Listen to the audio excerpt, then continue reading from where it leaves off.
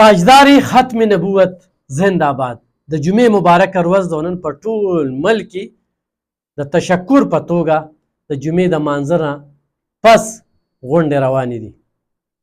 موږ چې نن د جمعې مونځ وکړو، مولانا صاحب پکې ډېره زبردسته خبره دغه وکړه چې هر سړی مټۍ راواله یو بل له ورکړي د خوشحالۍ،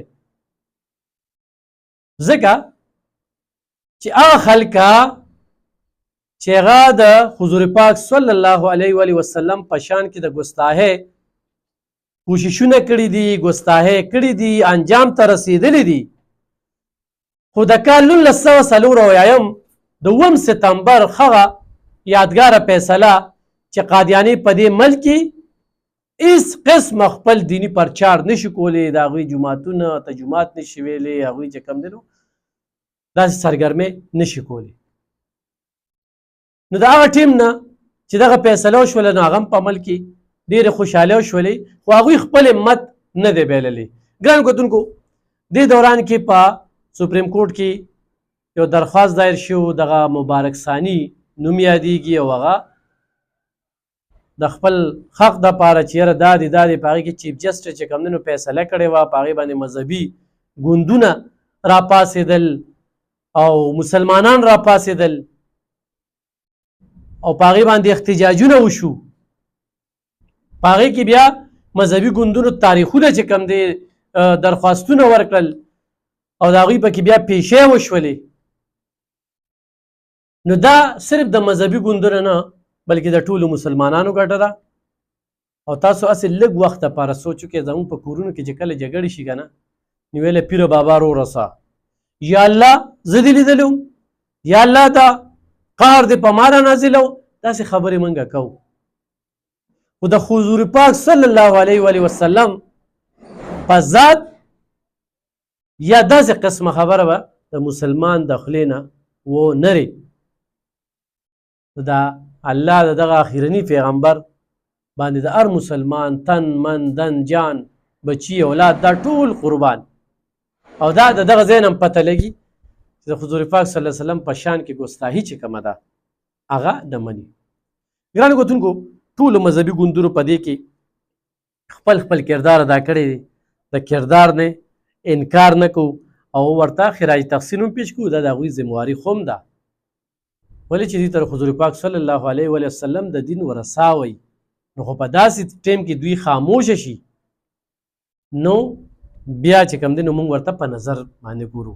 خو په دغه ټیم کې چې کله د جج ترمنځه د چیف جسټس ترمنځه او تحریک لبیک د یو مولانا صاحب جړه کیږي، نو خبرې ترې څه کیږي؟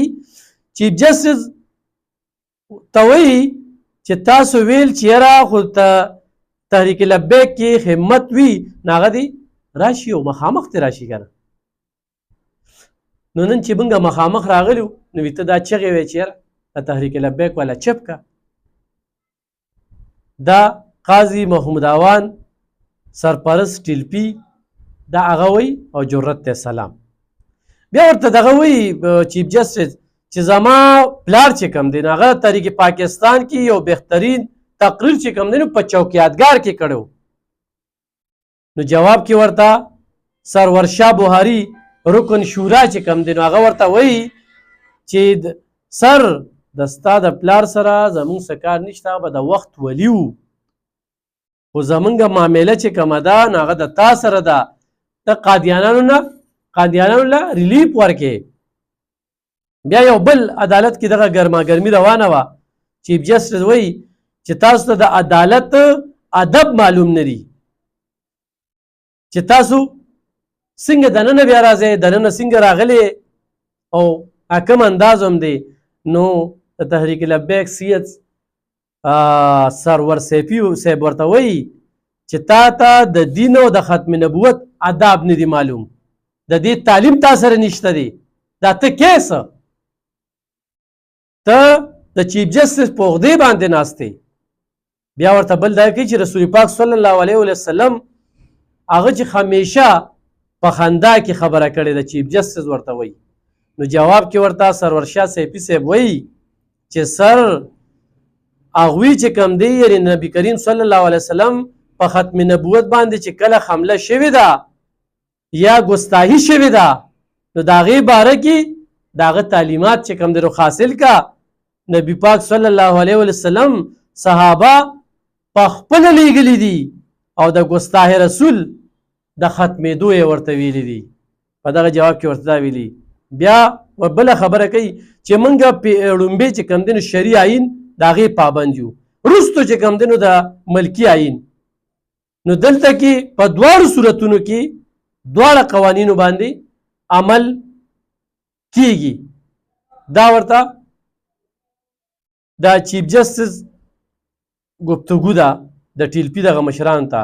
دا ورته وایي چې د ستا فیصله چې کومه ده ړومبې کم از کم په دې باندې به دې سوچ کو چې د آیین جوړولو کې څومره زره مسلمانانو قربانۍ ورکړي دي، خو د دې آیین په چیړ چاړ شوي دي نو په لکونو کروړو قربانۍ چې کم دی نو د هغې نه دریغ نشته دی. څوک ته نه رسته کېږي چې کوم آیین کې د 73-74 آیین کې کومې خبرې شوي دي دا د چیف جسټس د دغه د ټیل پي ترمنځ چې کومه مکالمه روانه ده.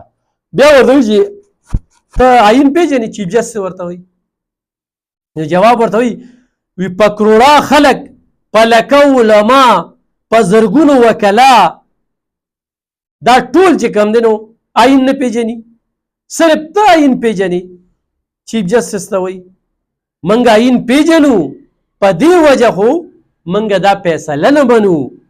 دا و چیف جسټس ته دا اراکین ټیل پي جواب دی.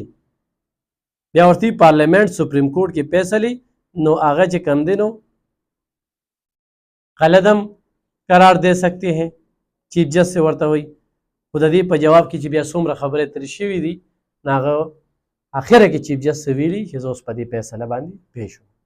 ګرانو کتونکو په سوشل میډیا واتساپ ګروپونو کې زه یو خبره ډېر زیات اورم. مولانا فضل الرحمن صاحب هم تللی دی. هغه وایي چې یاره زه 2 یا کاله پس یا 4 یا کاله پس په لومړي ځل چې کوم دی نو عدالت ته رالم. عدالت ته رالي خو دغه ځای کې جره چې کومه ده هغه د ټیل پي او د چیف جسټس ترمنځ شوې ده. مولانا صاحب ته مرکلی وي او د هغه باندې دا ذمواري ده. خو زه یم هغه سیاستدان لکه زرداري جیلونه خوړلي دي، نواز شریف جیلونه خوړلي دي، عمران خان دې وخت کې په جیل کې دی، اسفندیار خان نه نوکونه وتلي دي، نن چې هغه کوم بیمار دی نو هغه دغه جیلونو دغه کوړو خوړلي دي. آفتاب شیرپو اب په کلونو چې کوم دی په جیل کې پاتې شوي دي. داسې محمود خان چکزی داسې ډېر غټ غټ لیډران د دې ملک چې کوم دی. یو مولانا فضل الرحمن صاحب په لومړي ځل چې کوم دی عدالت ته لاړه. زه یم هغه صحافي چې هغه د پیمرا د سایبر کرایم د عدالتونو د پولیس مخامختیا نه وي کړې یا په هغه کیسونه نه راغلي نو ده به څنګه صحافت کړی وي. هغه سیچو چې په هغه به حصې نه وي شوي د کیسونو ترمنځ نه وي راغلي نو هغه به څنګه یې سیچوګیرت کړی وي. هغه فوجي چې هغه بارډر نه وي لیدلی نو دی به څنګه د خدمت جذبه کوي او دی به د شهادت رتبه ترلاسه کوي چې هغه دغه بارډرو ته نه وي تللی. داسې نورې ادارې د دې خو موږ دا خبره کوو چې نه د ښې ده او نه د بدې دي، خاموشي ده. نه دا سیاسي سړی چې کوم دی ګوره تحریک لبیک والا زه دلته خبره کوم چې څومره دلته حالات راغلي دي نو په هغه حالاتو کې لاول چې کوم دی نو مشر د سعد حسین رضوي صاحب والد صاحب چې کوم دی په هغه باندې په یخه وره کې په هغه باندې ظلمونه شوي دي، بربریت پې شوی دی، جبر پې شوی دی، په دې باندې مختلف چې کوم دی نو دغه راغلي دي. خو هغه د دغې عدالتونو سامنه کړې ده. خو دلته کې زه د هغه د چیف جسټس فایز صاحب او د مبارک ثاني کیس چې کوم دی د قادیانانو ترمنځ مذهبي ازادۍ نو جسټس منصور شاه دا فیصله چې کومه ده نو دا بیا کالدم کړه. هغه وایي چې زه په خپله فیصله باندې د جسټس منصور شاه دغه فیصله کوټ کومه چې دا زما غلطي وه او زه د دې خپل دغه چې کوم دی نو تصحیح کومه او په دې باندې د نظرثانۍ د درخواست ورکولو والا چې کوم دی نو د هغوی شکریه ادا کوم. نو بیا یې چې چا درخواست ورکړی دی د هغوی شکریه ادا کومه. خو زه دې ته دا وایم چې داسې حالات راځي نو په داسې حالاتو کې ضرور ده چې هر سړی دا ګوره چې کله مزاحمت کې، کله داسې ریپورټینګ کې، کله داسې سیاست کې چې هغې کې په داسې مسلو باندې راځي او بیا خو مذهبي خلک چې کوم دی نو په داسې حالاتو کې په ډېرو مسلو چې کوم دی نو هغوی راپاڅېدلي دي او هغوی ته ډېر نقصانونه شوي دي د هغوی ځمکې ضبط شوي دي. لکه زه به صرف د ټیلپي دلته کې ځکه وکړم چې کریډ د پیسو کم نه اخلي د کریډ خبره نه خو جدوجهد خبره کومه چې کله روشنی بین ساموچي ګستاخ هغه راغی نو په هغې کې هم چې کوم دی تحریک لبیک د هغې خلاف آواز اچت کړ. ډاکټر عبدالسلام قادیاني د هغې په اعزازي کورسو باندې خو هم چې کوم دی نو تحریک لبیک راپاڅېده. فیض آباد چې کوم دی د ختم نبوت حملې خلاف چې کوم دی نو ټیلپي وه. آسیا ملعونه رخایه چې کوم دی نو ټیلپي وه. خالینډ کې چې کوم دی نو د ګیریډ ویلډرز د هغې خلاف چې کوم دی نو هم ټیلپي وه. او دغه شانتې د ښځو په نوم باندې د بې حیایۍ مارچ چې کوم دی نو په هغې کې هم ټیلپي وه. عاطف قادیاني تقرري چې کوم دی نو په هغې کې هم ټیلپي وه. دغه شانتې فرانس کې د بدترین ګستاحۍ په ضد باندې هم ټیلپي وه.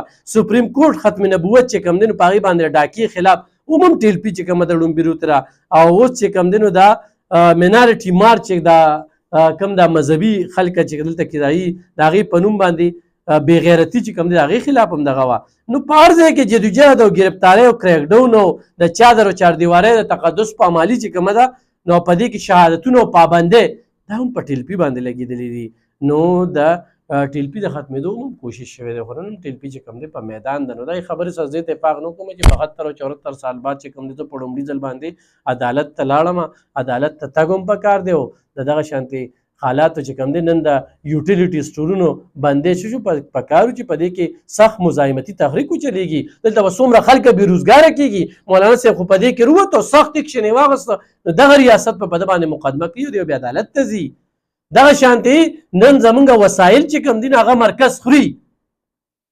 نن موږ باندې غونډه ټیکس 11 قسمه غونډه ټیکس چې کوم دی نو د په بیل کې راځي په دې باندې مزاحمتي تحریک چې کومې پارټۍ مو چلو دلته ریاست ورته تیار ناست دی چې نه د ریاست خلاف اواز نه پورته کوي په دې به بیا موږ راپاسو مقدمه به کوو. پرون چې تحریک انصاف جلسه کوله نو دغه شانتې د ریاست ډراو دمکو چې کوم دی نو هغوی په شا کړل او مختلف قسم خربې استعمال کړي مختلف قسم خبرې ورته وکړي چې انتشار به کېږي دا به کېږي بیا به مقدمات کېږي هغوی یې په شا کړل نو خو دغه شانتې راځي نو بیا به مقدمې درج کېږي. خو بیا هغې کې مې یو خبره تحریک پاکستان تحریک انصاف لخوا د وزیر اعلی چې کومه راله چې پرون کوم هلته کې درنه وه یا احتجاج و د ختم نبوت باندې نو په هغې باندې زموږ هم ځان مال قربان و موږ د هغې په وجه باندې دا درنه چې کومه ده نو دا جلسه دا ختمه کړله د هغوی طرفه یو سټیټمنټ داسې خو هم راغلی. خو ګرانو کتونکو لکه خپله دې باندې سوچ پکار دی په دې کریډټ اخیستل نه دي پکار د ټول مسلمانان په دې باندې دغه دي. خو زه په دې وټساپ ګروپونو کې او په دې هر څه باندې چې زه ګورم نو 72 سال بعد چې کوم دی نو صرف دې خبرې لاړه 72 سال بعد چې کوم دی نو صرف دې خبرې لاړه بالکل لاړه ډېره ښه خبره ده او تګ یې پکار و. موږ ورته بیا هم هرکلی وایو خوش آمدید ورته وایو مننه یې کوو. خو نورو مقدمو کې د ملک چې کوم دا کم حالات دي دغه سره روان دي نو په دې باندې خو هم پکار دي. خو زه نن یو وارې بیا وایم چې نن د کوم ټولو مذهبي ګوندونو لخوا یو مې تشکر مانځلې کېږي په دې کې ګډون پکار دی. دا د ټولو مسلمانانو ګټه ده او دا د ټولو سیاسي پارټو ګټه ده او د حضور صلی الله علیه وسلم په شان کې ګستاحۍ ته مذهبي ګوندونو سره یو قسم چې کوم دی هغه هرې طبقې سره چې تعلق ساتي نو هغه تیار نه دی ګستاحي نه مني نو دا د ټولو جدوجهد دی. ډېره مننه خوشحاله اوسئ. تاجدار ختم نبوت زنده